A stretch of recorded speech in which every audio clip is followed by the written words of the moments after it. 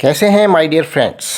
आज का वीडियो लेकर आया हूं वार्षिक परीक्षा 2022 को ध्यान में रखते हुए कक्षा 8 के स्टूडेंट्स के लिए सामाजिक विज्ञान का पेपर। और इसका देखिए समय दिया हुआ नहीं है, लेकिन पूर्णांक है इसका 80 अंक और निर्देश दिए हुए हैं, उन्हें हम देख लेते हैं। सामान्य निर्देश हैं। पहला निर्देश है परीक्षार्थी सर्वप्रथम अपने प्रश्न पत्र पर नामांक अनिवार्यतः लिखे, यानी जो रोल नंबर है वो अपने पेपर के ऊपर कंपलसरी है लिखना। दूसरा निर्देश है सभी प्रश्न करने अनिवार्य हैं। तीसरा निर्देश है प्रत्येक प्रश्न का उत्तर दी गई उत्तर पुस्तिका में ही लिखें। सभी प्रश्नों का उत्तर अपनी उत्तर पुस्तिका में लिखना है। चौथा निर्देश है जिन प्रश्नों में आंतरिक खंड हैं उन सभी के उत्तर एक साथ ही लिखें। पांचवा निर्देश है प्रश्न संख्या 1 से 6 तक प्रत्येक प्रश्न एक एक अंक का है। छठा निर्देश है प्रश्न संख्या 7 से 16 तक प्रत्येक प्रश्न 3-3 अंक का है।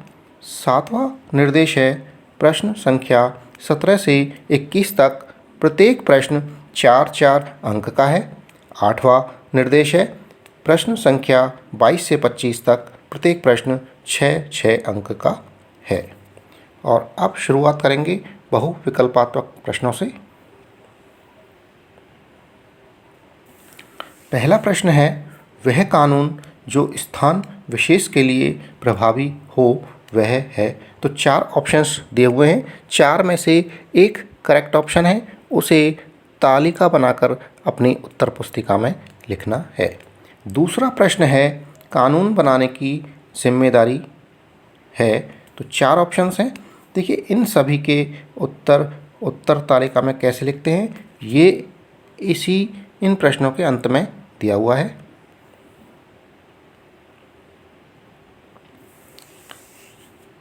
प्रश्न संख्या 3 है वकील के जरिए अपना बचाव करने का अधिकार है। तो 4 ऑप्शंस हैं, ए मौलिक अधिकार, ब विशेषाधिकार, स पदेन अधिकार, द विधायी अधिकार। इनका सही ऑप्शन इन प्रश्नों के अंत में है। चौथा प्रश्न है प्रथम सूचना रिपोर्ट अथवा प्राथमिकी को संक्षेप में कहते हैं। तो 4 ऑप्शन हैं, ए है SIT, ब FIR, स STF और द है GST। सही ऑप्शन उत्तर तालिका में लिखना है। 5वां प्रश्न है गुलामगिरी पुस्तक के लेखक हैं। और 6ठा प्रश्न है नील का पौधा मुख्य रूप से रिक्त स्थान कटिबंध में उगता है। तो 4 ऑप्शंस में से जो सही ऑप्शन है वो उत्तर तालिका में लिखने हैं। और देखिए इनके सही ऑप्शंस क्या हैं, ये इस उत्तर तालिका में आप देख सकते हैं।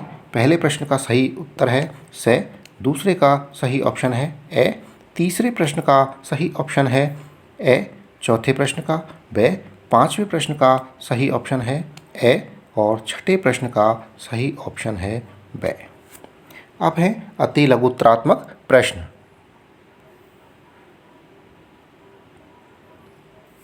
सातवां प्रश्न है अंग्रेज अपने सरकारी दस्तावेजों को किस प्रकार से संभाल कर रखते थे। उत्तर है अंग्रेज़ों ने सरकारी दस्तावेजों को सुरक्षित रखने के लिए सभी शासकीय संस्थानों में अभिलेख कक्ष बनवाए थे। उन्होंने तहसील के दफ्तरों, कलेक्ट्रेट, कमिश्नर के दफ्तर, प्रांतीय सचिवालय, कचहरी आदि सभी के लिए पृथक पृथक रिकॉर्ड रूम बनवाए, जिनमें सरकारी दस्तावेजों को सुरक्षित रखा जाता था। महत्वपूर्ण दस्तावेजों को बचाकर रखने के लिए अभिलेखागार, आर्काइव तथा संग्रहालय जैसे संस्थान भी बनाए गए। 19वीं सदी के शुरुआती वर्षों में सुलेख नवीसों द्वारा दस्तावेजों की नकलें बनवाई जाती थीं। बाद में छपाई तकनीक द्वारा सरकारी दस्तावेजों की अनेक प्रतियां बनाई जाने लगी।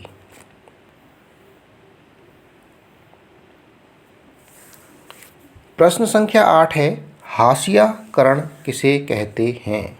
उत्तर, सामाजिक रूप से हाशियाकरण कहते हैं वह व्यक्ति या समुदाय जिसे समाज की मुख्य धारा से अलग कर किनारे या हाशिए पर धकेल दिया गया हो और वह चीज़ों के केंद्र में नहीं रह गया हो, हाशियाकरण कहते हैं। प्रश्न संख्या 9, अफ्रीका में कौन कौन से खनिज पाए जाते हैं? उत्तर है, अफ्रीका में अनेक प्रकार के खनिज पाए जाते हैं जैसे हीरा, सोना और प्लेटिनम। इसके अलावा दक्षिण अफ्रीका में तांबा, लौह अयस्क, क्रोमियम, यूरेनियम, कोबाल्ट, बॉक्साइट तथा खनिज तेल के भंडार पाए जाते हैं।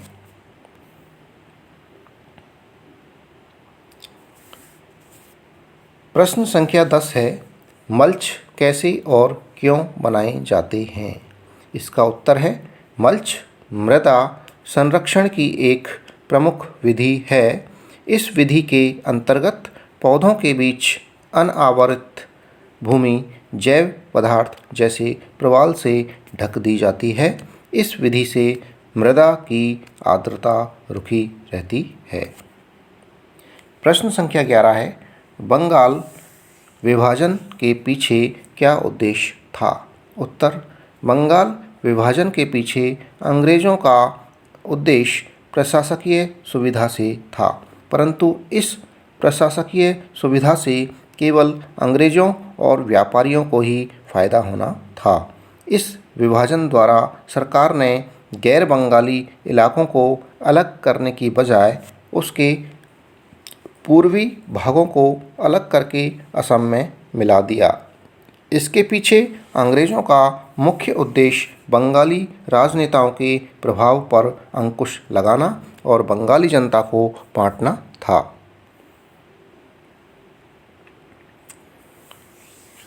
प्रश्न संख्या 12, खनिजों का संरक्षण किस प्रकार किया जा सकता है?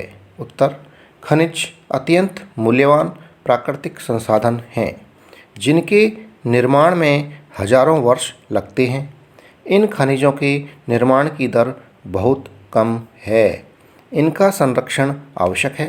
धातुओं का पुनर्चक्रण कर इनका संरक्षण किया जा सकता है तथा ऊर्जा के गैर परंपरागत स्रोतों जैसे सौर ऊर्जा, पवन ऊर्जा, परमाणु ऊर्जा, भूतापीय ऊर्जा, ज्वारीय ऊर्जा, बायोगैस आदि को उपयोग में बढ़ाकर परंपरागत ऊर्जा स्रोतों यानी कि खनिजों का संरक्षण किया जा सकता है।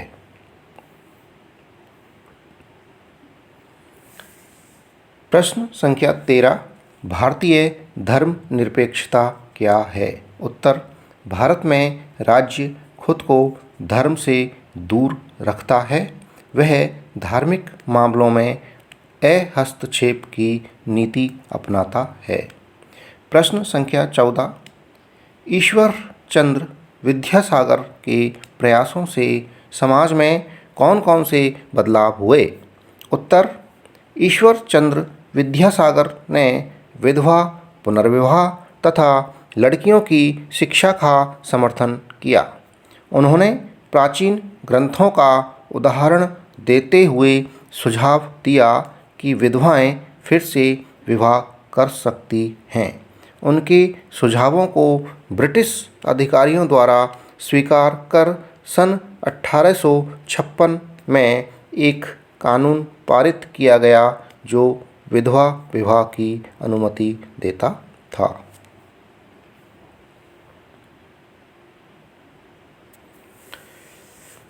प्रश्न संख्या 15, जनता अपने प्रतिनिधि कैसे चुनती है? उत्तर, जनता अपने प्रतिनिधि को चुनाव के द्वारा चुनती है। ये प्रत्याशी ज़्यादातर 5 साल के लिए जनता द्वारा चुने जाते हैं। ये प्रतिनिधि अपने कार्यों के लिए जनता के प्रति उत्तरदायी होते हैं। 5 साल बाद जनता की कसौटी पर खरा नहीं उतरने पर जनता उन्हें अगले चुनाव में निर्वाचित नहीं करती है। प्रश्न संख्या 16। बिरसा मुंडा आदिवासी समाज को किस प्रकार सुधारना चाहते थे? उत्तर है बिरसा मुंडा आदिवासी समाज को निम्न प्रकार सुधारना चाहते थे। पहला, बिरसा आदिवासी समाज की शराब छुड़वाना चाहते थे। दूसरा, बिरसा चाहते थे कि आदिवासी लोग अपने गांवों में साफ सफाई रखें। तीसरा, बिरसा चाहते थे कि लोग डायन तथा जादू टोने में विश्वास करना छोड़ दें।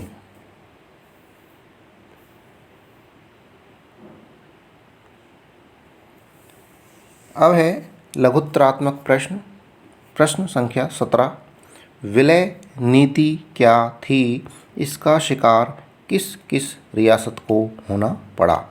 उत्तर, विलय नीति सन 1848 से 1856 के बीच गवर्नर जनरल बने लॉर्ड डलहौजी ने एक नई नीति बनाई, जिसे विलय नीति का नाम दिया गया। इस नीति के अनुसार अगर किसी शासक की मृत्यु हो जाती है और उसका कोई पुरुष वारिस नहीं है तो उसकी रियासत हड़प कर ली जाएगी, अर्थात वह रियासत कंपनी के भूभाग का हिस्सा बन जाएगी। उस शासक को किसी अन्य बच्चे को गोद लेकर उसे उत्तराधिकारी बनाने का अधिकार नहीं होगा। इस नीति के आधार पर अंग्रेज़ों ने कई रियासतों जैसे सतारा 1848 में इसको विलय कर लिया, संबलपुर को 1850 में विलय कर लिया, उदयपुर को 1852 में विलय किया, नागपुर 1853 में और झांसी 1854 में विलय कर लिया गया।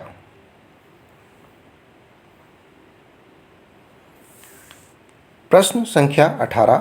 प्राकृतिक वनस्पति और वन्य जीवों को संरक्षण क्यों और कैसे करना चाहिए? कोई 2 उपाय बताइए। उत्तर, जनसंख्या की बढ़ती मांग से प्राकृतिक वनस्पति तथा वन्य जीवों पर संकट उत्पन्न हो गया है। इसी वजह से प्राकृतिक वनस्पति और वन्य जीवों के संरक्षण की आवश्यकता पड़ी। इसके लिए निम्न उपाय किए गए हैं।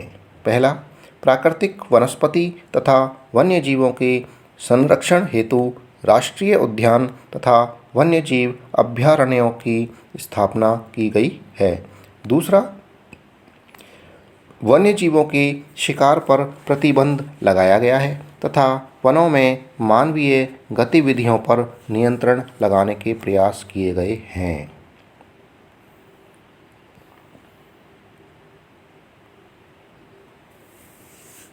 प्रश्न संख्या 19। फौजदारी कानून क्या होते हैं और कैसे काम करते हैं? उत्तर, फौजदारी कानून ऐसे व्यवहार या क्रियाओं से संबंधित हैं जिन्हें कानून में अपराध माना गया है, जैसे चोरी, दहेज के लिए औरत को तंग करना, हत्या आदि। इसमें सबसे पहले FIR दर्ज कराई जाती है। इसके बाद पुलिस अपराध की जांच करती है और अदालत में केस फाइल करती है। अगर व्यक्ति दोषी पाया जाता है तो उसे जेल भेजा जा सकता है और उस पर जुर्माना भी किया जा सकता है। प्रश्न संख्या 20। संसदीय शासन पद्धति क्या है? उत्तर, भारतीय संविधान में संसदीय शासन पद्धति अपनाई गई है। सरकार के सभी स्तरों पर प्रतिनिधियों का चुनाव लोग स्वयं करते हैं। संविधान में सभी वयस्क नागरिकों को मताधिकार प्रदान किया गया है। प्रत्येक व्यक्ति स्वयं भी चुनाव लड़ सकता है, चाहे उसकी सामाजिक पृष्ठभूमि कैसी भी हो। ये प्रतिनिधि जनता के प्रति जवाबदेह होते हैं। प्रश्न संख्या 21। 1857 की क्रांति के बाद अंग्रेज़ों ने शासन में कुछ अहम बदलाव किए थे। कोई 2 बदलाव लिखिए। उत्तर: 1857 की क्रांति के बाद अंग्रेज़ों ने शासन में कुछ अहम बदलाव किए थे, जो निम्न प्रकार हैं। पहला, अंग्रेज़ों ने राजाओं को की अपनी ओर करने हेतु उन्हें अंग्रेजी शिक्षा देना आरंभ किया तथा पुरस्कार देना व उपाधियां देना भी शुरू किया। दूसरा बदलाव किया था, अंग्रेज़ों ने सामंत वर्ग की शक्ति को समाप्त करने की नीति अपनाई।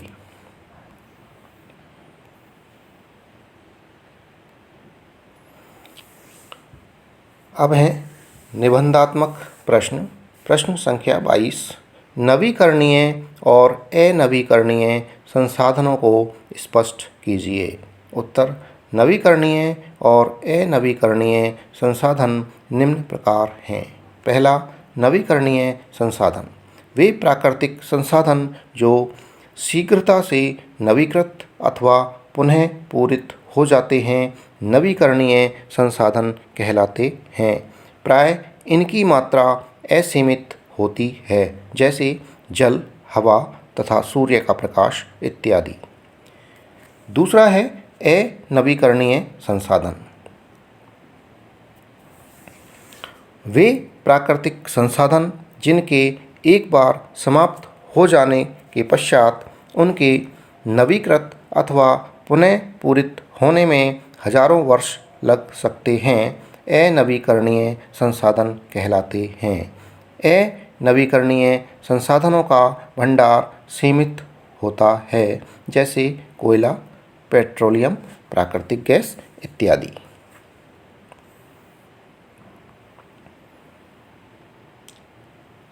बाईसवें प्रश्न में अथवा में एक प्रश्न है। अथवा का मतलब है कि 2 प्रश्न दिए हुए हैं, जिन में से जो प्रश्न एक अच्छी तरह से आता है उस प्रश्न को आप कर सकते हैं। तो अथवा में दूसरा प्रश्न है, संसाधनों के संरक्षण की आवश्यकता को स्पष्ट कीजिए। उत्तर: संसाधन कई प्रकार के होते हैं, जिनमें से अधिकांश संसाधन ऐसे होते हैं जिनकी मात्रा सीमित होती है तथा जिन्हें पुनः पूरित होने में वर्षों लग जाते हैं। यदि विभिन्न संसाधनों का अत्यधिक तथा अनावश्यक उपयोग किया जाएगा तो वे समाप्त हो जाएंगे तथा भावी पीढ़ी के सम्मुख अनेक समस्याएं उत्पन्न हो जाएंगी। उदाहरण के लिए जल असीमित संसाधन प्रतीत होता है, किंतु कई जगह जल संकट उत्पन्न हो गया है। अतः संसाधनों का संरक्षण अति आवश्यक है।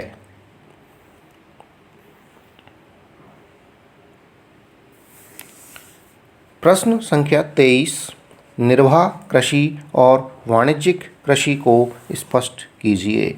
उत्तर: कृषि को भौगोलिक दशाओं, उत्पाद की मांग, श्रम और प्रौद्योगिकी के स्तर के आधार पर 2 भागों में बांटा जा सकता है।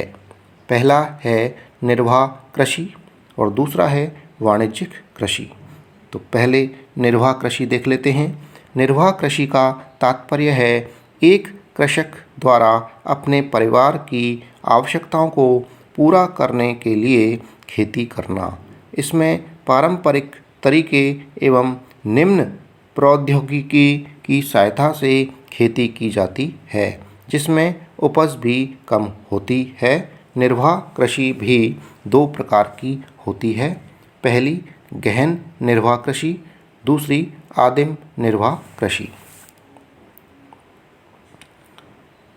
और अब है वाणिज्यिक कृषि। वाणिज्यिक कृषि में फसल का उत्पादन और पशुपालन बाजार में विक्रय हेतु किया जाता है। इसमें अधिक पूंजी, अधिक श्रम तथा आधुनिक औजारों की आवश्यकता पड़ती है। वाणिज्यिक कृषि भी कई प्रकार की होती है। ये हैं मिश्रित कृषि, दूसरा रोपण कृषि, तीसरा वाणिज्यिक अनाज कृषि। इसके अथवा में एक प्रश्न है, इसे भी देख लेते हैं।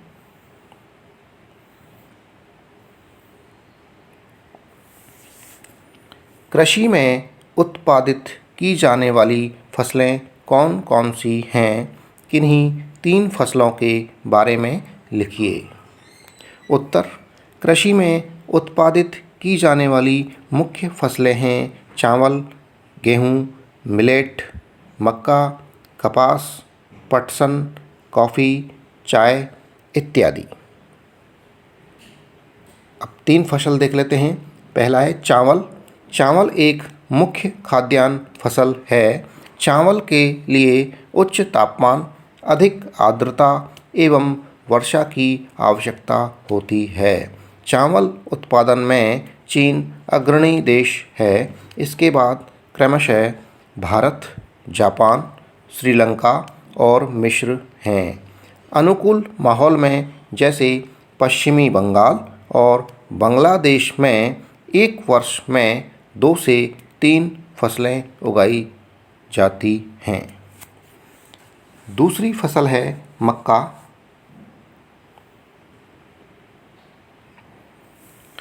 इसे कॉर्न के नाम से भी जाना जाता है। मक्का की फसल हेतु मध्यम तापमान, वर्षा और अधिक धूप की आवश्यकता होती है। मक्का उत्तर अमेरिका, ब्राज़ील, चीन, रूस, कनाडा, भारत और मैक्सिको में उगाई जाती है। विश्व में इसकी विभिन्न रंग बिरंगी प्रजातियां पाई जाती हैं। और तीसरी फसल है पटसन। पटसन के लिए जलोढ़ मृदा, उच्च तापमान, भारी वर्षा एवं आर्द्र जलवायु की आवश्यकता होती है। भारत और बांग्लादेश पटसन के अग्रणी उत्पादक देश हैं।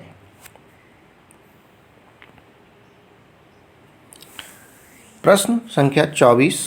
1857 की क्रांति में राजस्थान के योगदान का वर्णन कीजिए।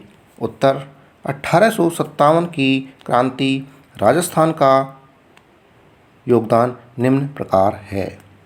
1857 की क्रांति में राजस्थान का योगदान निम्न प्रकार है। यहाँ कोटा विद्रोह हुआ था, एक एरनपुरा में विद्रोह हुआ था। तो पहले देख लेते हैं कोटा विद्रोह। कोटा में क्रांति की शुरुआत 15 अक्टूबर 1857 ईस्वी को लाला जयदयाल व मेहराब अली खां के द्वारा की गई। विद्रोही सैनिकों ने कैप्टन बर्टन का सिर काटकर पूरे कोटा शहर में घुमाया। एरनपुरा में विद्रोह हुआ।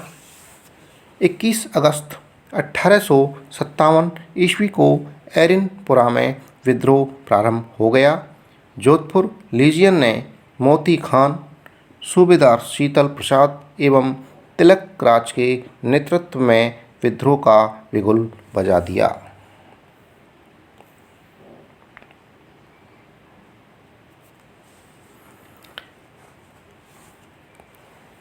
अंतिम प्रश्न है 25वां।